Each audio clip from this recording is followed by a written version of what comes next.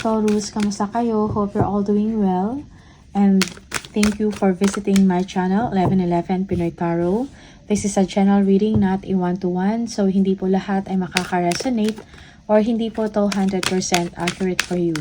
Please subscribe, like, comment, and share. And please tap the bell for updates from this channel. Maraming salamat sa inyo, Taurus. Tingnan natin kung ano yung mga paparating na energies and messages for you for the month of November 2024. November 2024, Taurus. Okay. We have the renewal. Okay. For some of you, you are thinking about taking a new direction, no? Siguro parang meron kayong ina-assess about sa sitwasyon ninyo, about sa nangyayari sa inyo, and parang merong wake-up call, no? Na parang it's time na para magkaroon ka ng change sa buhay mo. It may be change to sa career, okay? Or even in the relationship, no? Meron kayong ina-assess, meron kayong tinitingnan. Okay? Tingnan natin.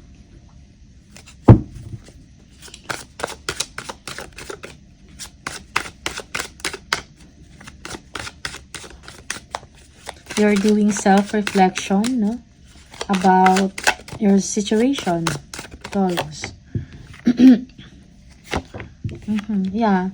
May kailangan talagang baguhin sa inyong sistema or sa inyong sitwasyon. Maybe sa trabaho to, parang ito yung magiging solusyon, no? Para matapos na to kung ano man to yung mga difficulties or sufferings ninyo. Maybe you are doing a lot of work kung sa trabaho man to, okay? Maybe you will be making a decision, no? Yeah. When it comes to finances, merong tulong sa inyo, no? Or may matatanggap kayo na pera na enough for you to start anew, okay? Tingnan natin. You have the Midas touch. It's like kung ano yung gagawin mo, no? Kung ano yung pinaplano mo na gawin, it will become successful. Magiging maayos ang inyong sitwasyon. So, maybe, merong biglaang decision kang gagawin, no?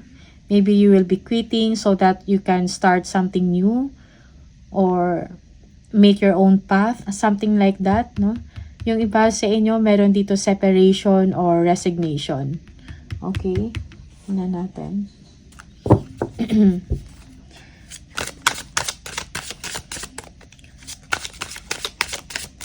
Parang it's high time for you to make a change, no? Sa inyong buhay or sa inyong sistema. Also in your mindset, no? Sa inyong mga prinsipyo, sa inyong mga pag-iisip. Okay? Yeah.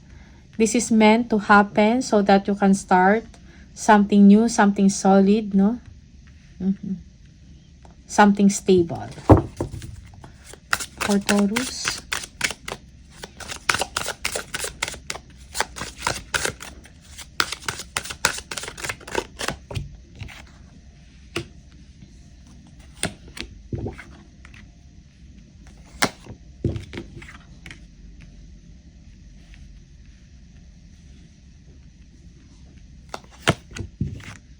Okay.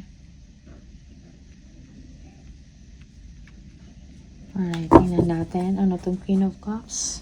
Yeah, for some of you, you will be traveling or you will be making a trip. Okay?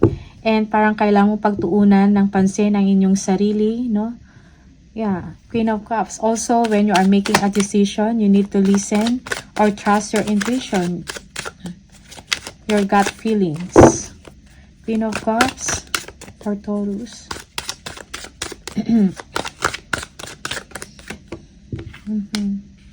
So, I think meron kayong pag-aaralan or aatinan na seminar or training, something like that, para ma-improve kung ano yung skills na meron kayo. Maybe you will be learning a new skills, okay? Yeah.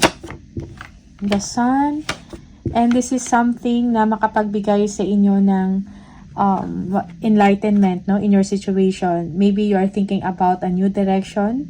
Okay, kung meron kayong mga creative project na gagawin, no, it will become successful. Okay, yeah, magkakaroon kung ano man to, it is a good idea for you. Okay, or magkakaroon din kayo ng solusyon, no, sa inyong mga problema. Okay. You are stepping into your power. You are excited about the future. Okay? Yeah. Parang bright ang future ninyo. Taurus. Okay. Six of Pentacles. Tingnan natin. Yeah. Parang kung ano man to, deserve mo to, Taurus. This is a well-deserved, well-earned joy and happiness, no? You are excited about the future. Siguro yung iba sa inyo magkakaroon kayo ng bagong negosyo. Inyong pinag-iisipan, no? Pinagplanuhan, okay? You are mastering a skills, or a skill. Okay? Six of Pentacles. For Taurus.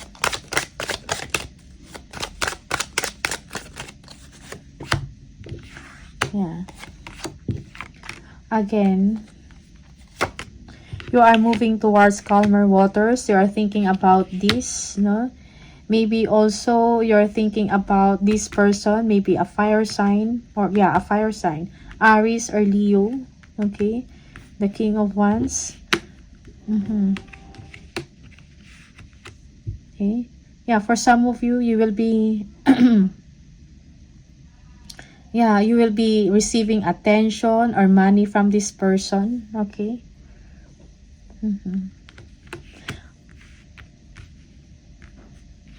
Okay, maybe for you this is not enough, no? Yeah. Also, you're thinking that this person is not, parang siguro parang hindi siya nakikipag-coordinate, or hindi siya, parang walang collaboration sa inyong dalawa, and this is something na nagbibigay sa inyo ng worry or negative thoughts, no? Okay.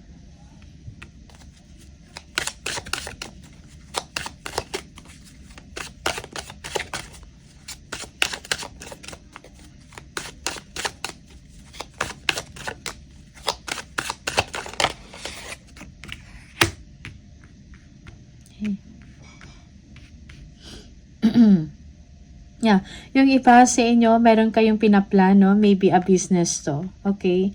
And you are worried about your finances, no? Maybe you are leaving a situation, a job, making a new direction, but you're thinking about resources or money na baka hindi ka, or baka yeah, maybe you don't have enough, something like that. Parang merong doubts or uncertainty para sa inyo, okay?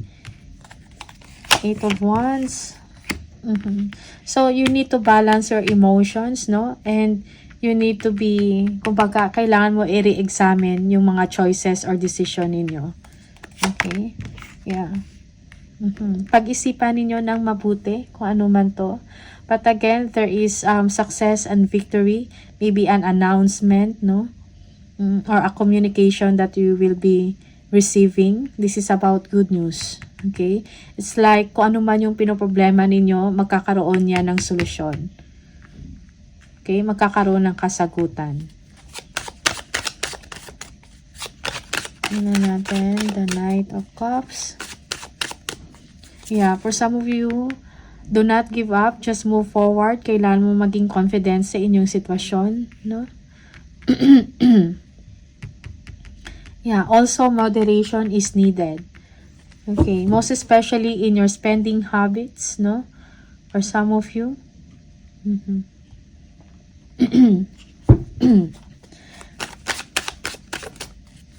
If you are already stressed in a situation, do not be consumed by it, no? Do not allow it to influence you, or do not allow it to affect you.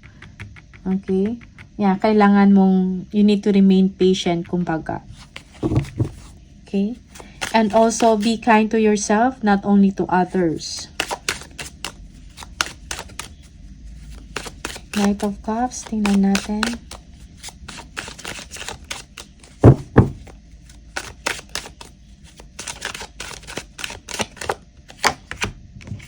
We have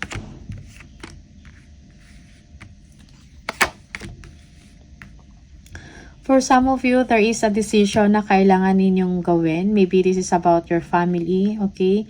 There is an invitation for you to travel, something like that. But pinag-iisipan mo pa to, okay? Merong indecision sa part na to. Okay? Yung iba sa inyo, there is a problem in the in your love relationship, no? You are worried because this someone may be a fire sign. You are thinking about this person will leave you, okay? Will not give you attention, no? Na parang parang magkaroon ng problema, no, sa inyong sitwasyon. Wala nang harmony, kumbaga. And this is something na nag-worry ka. But then also, there is another person here, okay? Or maybe this person is giving you, or maybe bumabalik to sa inyo and you're not sure about this, and that's why you need to make a smart, no, decision. Smart choices. Okay?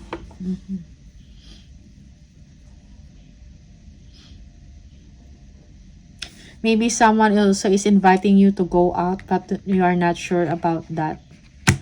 Okay. Maybe because of your bad experience with this person. No? So, you need someone who is sincere, that is na pwede mong pagkatiwalaan. No? That's why you have indecision here. Okay? Parang you're not making a decision about this offer from someone. Siguro merong bumabalik but you're not sure about this, no? Sa isip mo. But definitely you love this person, no?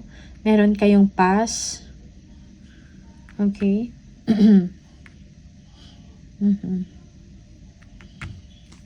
Okay. So, tingnan natin. Yeah, there is an ending and a new beginning here, no? A fresh or a new start for you, no? Yeah. So, merong accomplishment. You will be completing a cycle in your life with pride, no? Merong achievement. Okay?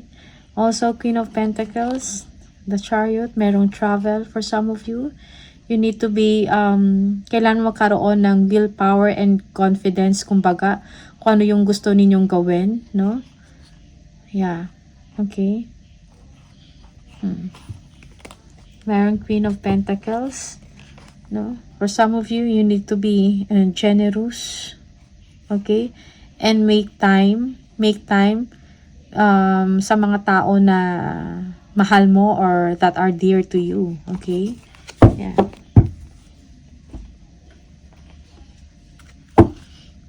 Tingnan natin, ano pa?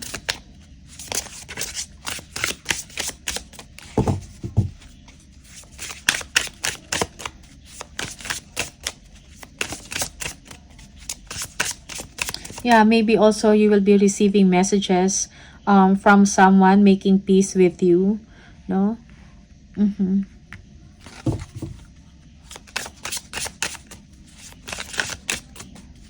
But you're not sure about it. Parang hindi ka na ganun ka-confident sa sitwasyon or sa tao na yan. So, you need to balance your emotions, no? Balansehin mo ang inyong logical and emotional considerations. Okay? There is some truth, no? That merong truth, no? Or clarity in the situation, no? Makakatanggap ka ng, makikita mo yung katotohanan sa sitwasyon. Magkakaroon ka ng clarity sa situation. So, maybe this person is coming back to you. Okay?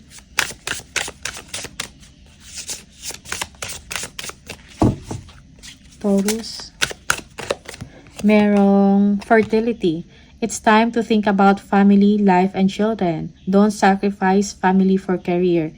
Yeah, so make time for your family, for your loved ones, no? For the people that are dear to you, no? Bigyan mo sila ng panahon. Maybe it's time for you na siguro ilabas mo sila, something like that. Okay. Yung iba sa inyo, if you are still single, no, for a long time, you've been single for a long time, siguro time na rin for you na to have your own family. Okay? Savings. You always need to put something off for a bad day. Create savings for the future. So, leave something for the future, no? Save something.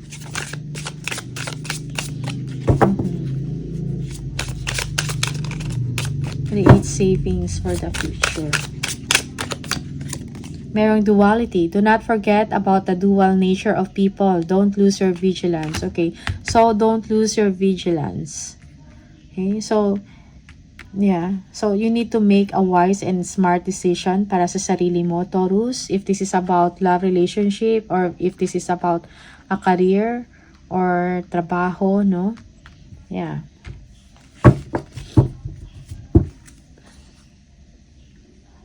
Natin. Huwag padalos-dalos also sa mga desisyon. Okay.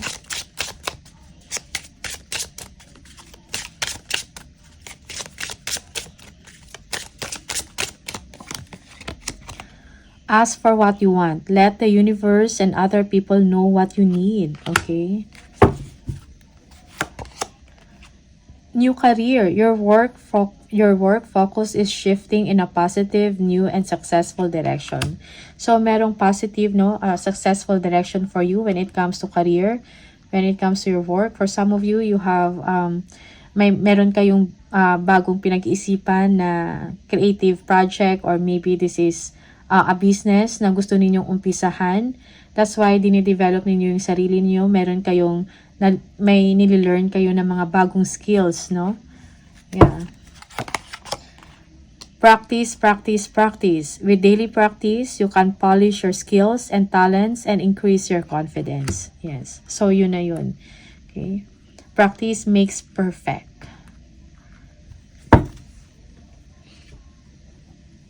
One more for Taurus.